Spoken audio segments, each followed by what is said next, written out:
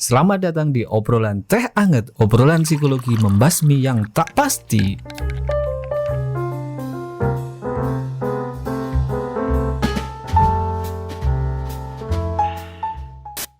Assalamualaikum warahmatullahi wabarakatuh. Selamat bertemu kembali dengan kami, Kampus Desa Indonesia, dalam sebuah diskusi bertajuk teh anget.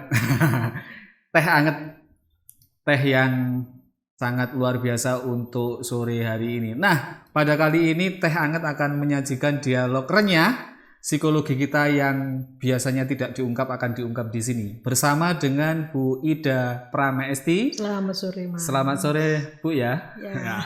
Oke. Bu Ida ini konselor keluarga dari Underpati Life School and Counseling. Oke, selamat sore. Selamat sore, Mas Pur. Berbahagia selalu, Bu Ida. Ya. Oke. Jadi narasumber kita akan mengulik tentang apa ini, Bu, kira-kira psikologi yang tidak pernah diungkap harus diungkap oleh Bu Ya, Ida. betul ini Mas Pur. Saya sendiri menyukai dengan acara ini ya. Ini pertama di situ, yang kedua memang hari ini kita pengen bincang tentang kasus yang saat ini lagi rame, tentang bagaimana anak-anak muda yang mengalami mengalami kejadian yang sangat memilukan buat saya, harus kehilangan nyawa, yang kasus yang di FBA itu ya. Tapi kita tidak membincangkan yang tidak sesuai dengan bidang kita psikologi. Kita lebih pada di psikologi, bukan mencari siapa yang benar siapa yang salah, tidak, tetapi kita mencoba menelaah siapa sih anak muda umur, kalau tidak salah korbannya sekitar usia 20 sampai 30. Nah, kita mencoba untuk apa sih yang terjadi saat itu sehingga akhirnya sampai mengalami kejadian yang menurut saya ya memilukan ya. Siapa yang mau kehilangan nyawa ya. Tapi kembali lagi saya tidak mau membincang masalah apa yang terjadi saat itu, tapi kita akan berbicara tentang anak muda usia 20 sampai 30 sehingga bisa menjadi bahan pembelajaran buat anak-anak kita ya. Gitu Mas Pur. Ya, pertama Bu, tentang pemuda ini sepertinya kok rawan banget dan dia mudah untuk menyerahkan nyawanya. Ini ada masalah apa sih sebenarnya? Apakah ini memang masa muda ini adalah rentan sehingga mereka mudah dibujuk untuk bisa diajak hal-hal yang heroik begitu? Ya benar Mas Pur. Jadi memang usia 20-30 ini kan usia menjelang dewasa ya. Dikatakan pada usia segitu tuh dianggap seorang anak itu sudah bisa merencanakan. Dia punya perencanaan matang atas hidupnya. Seharusnya demikian. Jadi sehingga ketika dia akhirnya masuk di dalam sebuah komunitas, masuk di dalam sebuah kelompok masyarakat atau apa, itu diasumsikan mereka sudah merencanakan itu, sudah bisa dianggap sudah menentukan, punya pola pikir, sudah memiliki cukup alasan untuk masuk di dalamnya begitu. Pada usia umur 20-30 anak-anak muda memang ibaratnya anak itu lagi bergejolak ya, secara emosi kan bergejolak. Dia ingin merasakan sesuatu yang baru, dia menikmati pertemanan, dia menikmati adrenalin yang jadi ada tantangan-tantangan yang membuat mereka itu tertarik untuk melakukan segala sesuatu Mas Pur. Jadi memang kalau boleh dikatakan masa itu adalah masa yang sangat rawan untuk dimasuki sesuatu yang apabila tidak benar, ini kan yang membahayakan di situ. Bu Ida, ini tentang adrenalin. Sepertinya pemuda sekarang ini kurang bermain atau kurang dolan ya, bahasanya orang Jawa, kurang dolan atau gimana. Kalau dulu kan masa kecil ya Bu. Masa kecil itu kita banyak menguji adrenalin, misalnya berenang adu sekali dan sebagainya. Atau pemuda hari ini atau remaja hari ini memang kurang dolan. Nah, Gimana itu sehingga saya suka tantangan-tantangannya tidak betul banyak. Mas Pur. Gimana gimana? Betul sekali. Iya. Saya bertemu di lapangan, ketemu anak-anak muda yang mereka sibuk dengan gadget. Ya, oh iya. Jadi itu beda dengan masa-masa zamannya kita dulu ya. Jadi ketemu sungai, ketemu sepedaan, ketemu dengan hal-hal yang membuat kita tuh bisa bergerak begitu ya. Nah sekarang ini mereka lebih ya kalau boleh saya katakan agak memanjakan diri mereka untuk duduk di diam manis, kemudian berhadapan dengan gadgetnya, laptopnya, sehingga hal-hal yang ibaratnya mengasah fisiknya itu kurang mendapatkan asupan nih ya. Jadi banyak duduk, akhirnya begitu banyak duduk, banyak matanya fokus di satu titik, seperti itu sehingga saya harus mengatakan benar kata Mas Pur, kurang dolan. Kurang dolan. Dunianya betul luas ya, karena kan dia melihat gadget, melihat internet itu kan bisa melalang buana ya. Tapi kan itu kan masih sebatas otak pikiran. Belum bertemu secara langsung kejadiannya. Jadi kinestetiknya atau unsur geraknya itu kurang betul, belum ibaratnya itu masih betul. Ya. Jadi belum ketemu kasus yang langsung secara langsung. Mereka berpengetahuan, mereka tahu ilmunya, tetapi berhadapan secara langsung itu yang kurang. Sehingga ya banyak kejadian yang mereka shock dan sebagainya. Kalau boleh dikatakan sekarang ini anak-anak umur segitu, kalau boleh saya katakan mereka akhirnya karena sibuk di gadget, sibuk di fokus satu titik, akhirnya mereka tidak menjadi orang yang tidak sosialis banget gitu loh. Jadi lebih cenderung asosial, jadinya kurang menyapa, kurang ketika kurang peka. Itu yang banyak terjadi Mas Pur.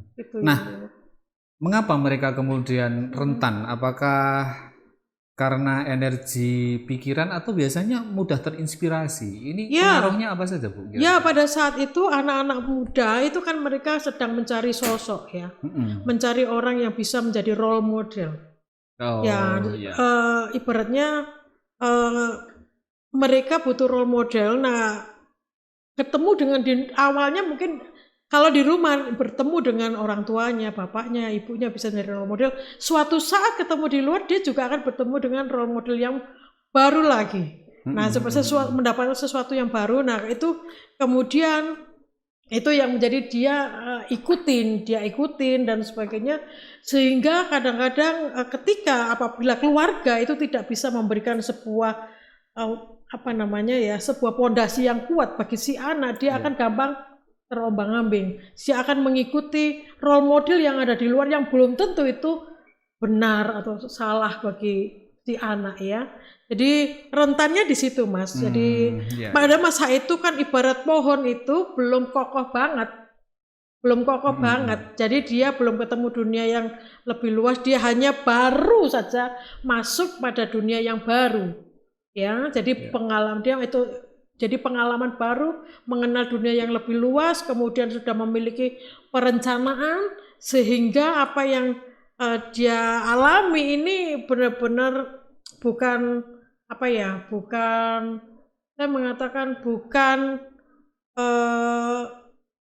membuat si anak ini selalu bisa menjadi sesuatu yang membuat dia kokoh, tidak. Jadi makanya pada saat itu yang namanya tadi Mas Pur katakan rentan itu di situ, karena dia belum masih membuat perencanaan, belum menemukan titik ini loh saya. Jadi dia dalam proses pencarian jati diri, dia masih pencarian siapa saya. Nah disitulah proses itu terjadi. Perencanaan itu apa Bu kira-kira? Menyangkut perencanaan masa depan atau pilihan karir atau pilihan teman?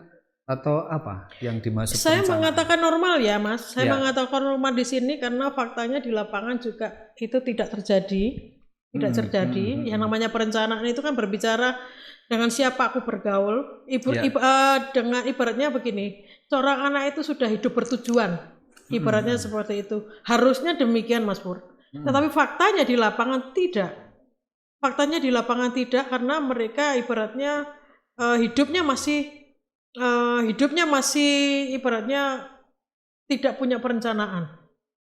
Ya. Nah, ini tidak punya perencanaan karena memang stok pengetahuannya tidak ada atau Kita harus bisa jujur ya, kita harus bisa jujur bahwa orang tua banyak yang mereka tidak memiliki bekal ilmu yang cukup untuk bisa membimbing anaknya. Tidak semua orang tua, saya mengatakan. Tidak semua orang Tidak tua. semua ya. Ada juga orang tua yang bisa membimbing anaknya supaya mereka ibaratnya kalau di dalam psikologi kan kita tahu masa-masa anak, masa sekian tahun ini waktunya apa, sekian tahun. Nah, itu kan hubungannya sama psikologi dan tidak semua orang tua yang ada di Indonesia memiliki bekal ilmu itu. Sehingga pada saat si anak usia 20-30 seharusnya sudah masuk di dalam proses perencanaan, sudah masuk untuk mengenal perencanaan, mereka belum.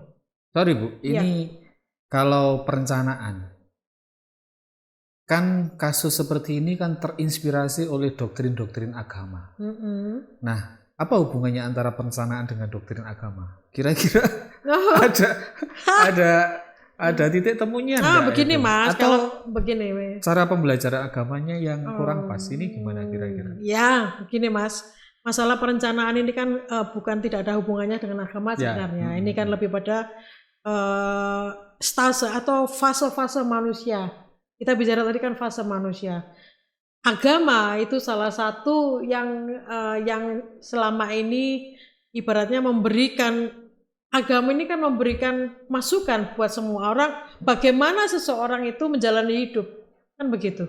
Ya. Jadi agama menurut saya adalah kan ajaran kehidupan, bagaimana seseorang manusia dia belajar mengenal dirinya, mengenal Tuhannya melalui sesuatu yang namanya agama. Nah itu bukan fase Mas, bukan fase. Tapi dia itu hanya ibaratnya itu adalah pondasi bagaimana dia menjadi seorang manusia. Nah itu namanya agama atau ajaran kehidupan. Seperti itu Mas Pur. Jadi kembali lagi tadi bilang tentang perencanaan tadi, itu bisa perencanaan. Jadi saya bilang tadi orang tua Indonesia itu masih banyak yang belum memiliki cukup bekal tentang ilmu psikologi, sehingga pada saat si anak tiba pada fase perencanaan mereka tidak tahu apa yang terjadi, tidak tahu apa yang saat ini harus dia lakukan. Padahal kalau dia tahu bahwa saya ada di fase perencanaan, maka dia akan melakukan hal seperti itu. Contohnya Bu, ini menarik. Fase perencanaan dimulai ketika usia berapa kira-kira? Ya kalau kita menggunakan versi Barat loh ya. Ya, mereka 17 tahun nih ya. 17 tahun itu dibagi kalau di orang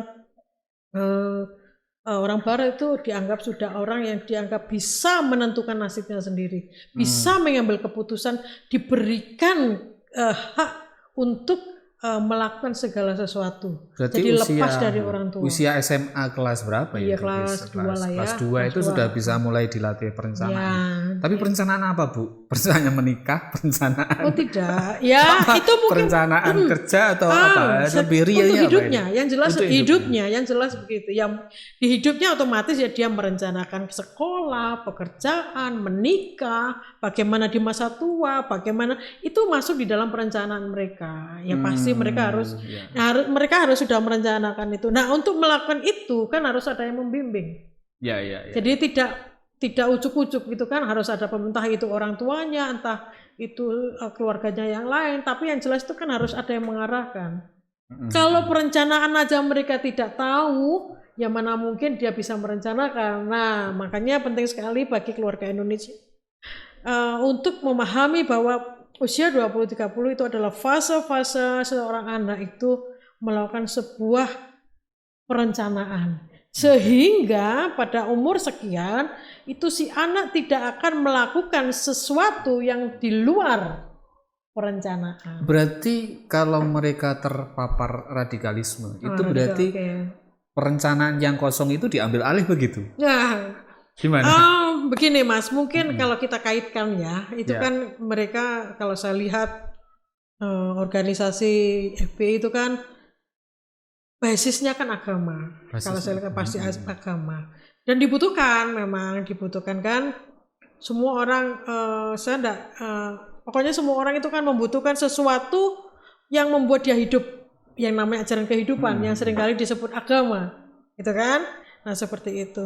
Nah ketika dia akhirnya terpapar yang namanya radikalisme seperti itu, ya itu otomatis kita bisa melihat ini gurunya seperti siapa, ya pasti yang mengarahkan ke arah ke radikalisme pasti gurunya Mas. Jadi ya muridnya seperti itu pasti biasanya gurunya juga akan seperti itu.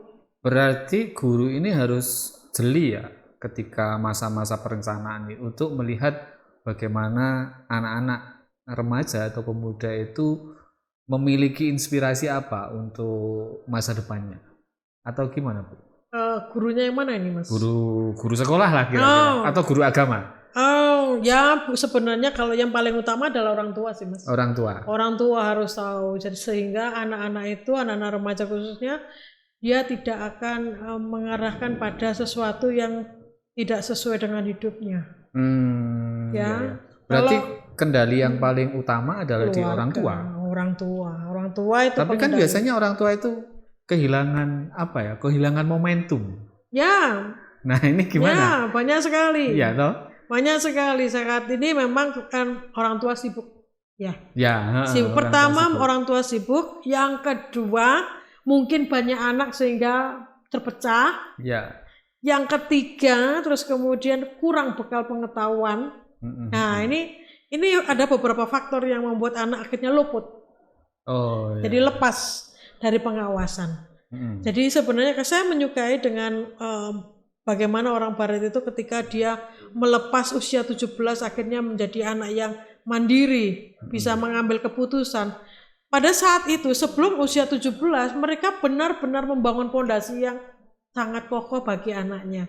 Sehingga pada saat usia 17 mereka melepas, itu mereka sudah ibaratnya orang tua itu sudah legowo, semacam inisiasi lah, kamu sudah dewasa sehingga segala keputusan yang kamu ambil, kamu yang akan mengambil resikonya. Nah di Indonesia ini unik.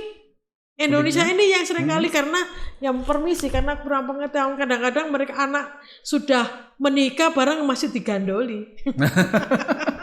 Masih digandoli. Nah ini yang harus banyak Mas Pur, harus kita ini sebagai orang Indonesia harus mulai banyak belajar ya, bahwa ada fase-fase hidup manusia di mana setiap orang itu harus tahu sehingga kita tidak salah untuk melangkah. Jadi umur sekian apa yang itu kan proses belajar kan di dalam psikologi kan proses belajar anak opo. Jadi kalau misalnya kecil, saat ini belajar merangkak, saat ini belajar jadi kalau orang tua Indonesia tahu itu, jadi mereka bisa memprediksikan, anakku sekarang ini lagi belajar merangkak, apa yang dipersiapkan. Anakku saat ini dia sudah belajar untuk mengenal dirinya, ya kita sudah dipersiapkan. Jadi orang tua tinggal memfasilitasi begitu loh. Itu kalau tidak terjadi ya nggak mungkin. Kalau mereka nggak mengerti bahwa anakku kan nggak siap gitu loh. Jadi ibaratnya orang tua harus prepare. Nah prepare itu orang tua harus dibekali oleh pengetahuan sehingga bisa mengerti. Jadi kalau misalnya korbannya tadi umur 20, 30 sampai terjadi seperti itu kan, yang saya pertanyakan sebenarnya siapa orang tuanya? Itu yang saya tanda tanya paling, karena saya percaya kalau memang itu orang tuanya itu memang care, peduli, nangis itu pasti. Saya merasa itu pasti nangis. Anaknya loh ya. Nah kembali lagi, kalau itu orang tuanya sampai sedih, kalau memang benar-benar orangnya care, dia akan sedih. Pertanyaan saya, sejauh mana pengawasan orang tua? Sejauh mana orang tua mengetahui kegiatan si anak? Selama ini apakah pergaulannya sudah sesuai dengan yang seharusnya? Bukan sesuai keinginan orang tua, bukan keinginan si anak, tapi seharusnya. Kalau seharusnya kan pasti punya landasan pemikiran yang benar ya. Nah seperti itu yang saya. Terakhir Bu Ida, ini di sesi ini barangkali akan ada hal penting terkait dengan perencanaan itu. Kira-kira bagi orang tua, apa yang harus disiapkan atau contoh teknis yang harus disiapkan Bu Ida untuk bisa membantu perencanaan itu lebih nyata, lebih realistik sehingga mereka tidak diambil alih pikiran perencanaan itu pada kepentingan-kepentingan yang merugikan mereka. Itu apa, Bu Ida? Yang paling penting itu sekarang ini kan mari orang tua itu harus mulai belajar psikologi ya. Belajar psikologi bukan hanya untuk orang-orang yang kuliah, bukan, tetapi semua orang harus belajar psikologi karena itu sangat erat kaitannya dengan kehidupan manusia.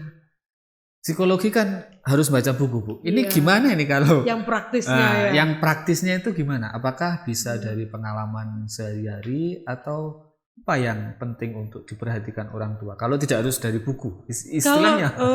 Kalau menurut saya, Mas, menurut saya nih ya. Orang Indonesia ini kan literasinya kan buruk nih. Saya rasa harus sedikit banyak ayo kita mulai itu ya. Jadi jangan hanya kita terfokus pada tips-tips gitu.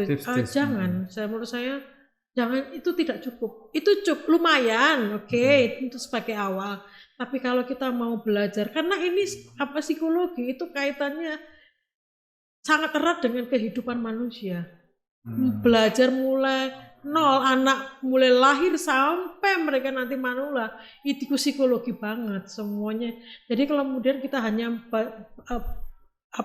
belajar masalah tips-tips ya.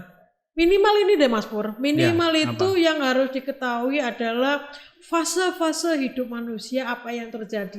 Itu yang paling penting. Itu ada di psikologi banget. Jadi umur sekian sampai sekian apa yang terjadi, sekian sampai sekian apa yang terjadi. Itu saja, itu yang menurut saya yang paling simpel ya. Jadi semua orang harus tahu, bukan hanya orang tua, si anak juga harus tahu, sehingga dia sendiri juga mempersiapkan dirinya. Jadi sekian, umur sekian harus apa yang terjadi, sekian harus. Saya rasa kok itu yang paling sederhana ya, yang semua orang harus tahu saya rasa. Tapi perlu ditegaskan bahwa pembicaraan kali ini adalah kita harus mengenali namanya fase perencanaan. Nah ini fase perencanaan harus kita kenali sehingga para pemuda ini tidak mudah terpapar radikalisme, ekstremisme, dan kemudian menjadi martir-martir yang tidak bertanggung jawab sehingga dia harus mengorbankan nyawanya. Sayang Bu ya, ini fase perencanaan yang hilang kemudian dia diambil alih oleh orang lain untuk kepentingan yang tidak bertanggung jawab. Sahabat pembelajar kampus desa, teh anget. Untuk sesi ini kita cukupi sekian bersama Bu Ida Pramesti, konselor keluarga dari Underpati Lab School and Counseling Malang. Semoga Anda bisa berpartisipasi di sini lebih lanjut. Jangan lupa subscribe, komen, like, dan share di YouTube kami. Terima kasih. Selamat sore. Assalamualaikum warahmatullahi wabarakatuh. Waalaikumsalam.